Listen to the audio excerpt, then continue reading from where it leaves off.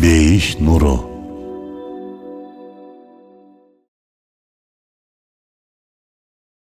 Фараон, эй төбөлдөр, мен силердин менден бөлөк кудайыңар бар экенин билбеймин.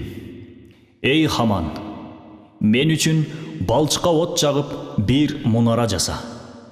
Балким ошондо Мусанын кудайын көрөмүн. Чындыгында аны жалганчы деп ойлоймун, деди.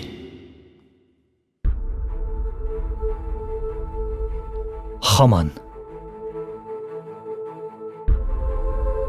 Бул ысым ушул аят менен кошо ыйык Куранда дагы 6 жерде кездешет. Бул аяттарда Хаман фараондун вазири болгондугу тууралуу айтылат. Суроо туулат. Хаман ким? Ал ким болгон чынында? Тарых илими бул киши тууралуу эмне деп айтат?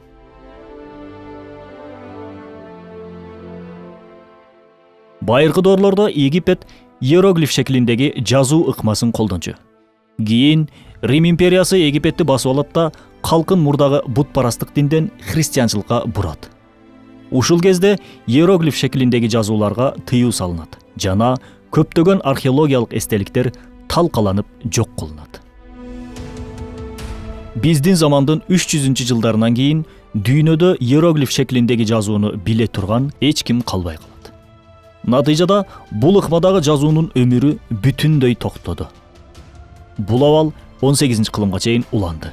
Биздин замандын 300-жылынан тартып 18-кылымга чейин Египеттеги бул иероглифтик жазууларда эмнелер жазылгандыгын эч ким билчү эмес. 1799-жылы болсо Египетте Александрия шаарына жакын жерден Розетта Стоун аттуу иероглифтик жазуусу бар таш табылат. Бул таштын өзгөчөлүгү 3 тилде жазылгандыгында эле. Иероглифтик, демотикалык жана грекче тилдерде жазылган эле бул таш. Ушул грекче жазылган бөлүгүнөн пайдаланып, Жан-Франсуа Шампальон аттуу окумуштуу бул таштагы тексттин маанисин ачыктаган. Натыйжада байыркы Египет жана фараондар тууралуу көптөгөн маалыматтар ачыкка чыкты. Жогоруда ыйык Куран аяттарында айтылган Хаман ысымы да бул ташта бар эле. Ушул эле ысым Венадагы музейде сакталган жазууларда да бар эле. Ал жерде Хаман фараондун жакын бир адамы болгондугу тууралуу айтылат. Немец египтологу Герман Ранке болсо бул тарыхый жазууларды изилдеп, Жаңы королдуктагы кишилер аттуу китеп жазган. Ал китепте Ранке Хаман фараондун жакын бир кишиси болгондугун жана фараондун курулуш иштерине жоопкер адам болгондугун жазган. Курандагы бул кереметтүү аят натыйжада тарых, археология илимдери аркылуу далилденип олтурат. Атүгүл бул аятта Хамандын аты да так айтылып турат.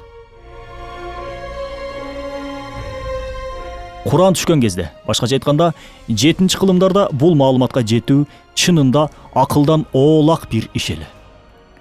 18-кылымдарда араң ачыкка чыккан маалымат Куранда 14 кылым мурун эле жазылып калуусу ушуну далилдеп турат. Куран күн өткөн сайын маанилери ачыкка чыгуу менен жаңыланып турган ыйык китеп. Ыйык Куран кайыпты эң жакшы билген Аллах Тааланын сөзү. Биздин милдет Аллахка баш ийүү. Анын кыл дегенин кылып, кылба дегенин кылбоо. Анын тыйган нерселеринен оолак болуу. Чыныгы бакыт мына ушунда. Ролик Рисале Нур аттуу Курандын тафсиринин маанисинен алынды. Бейиш нуру.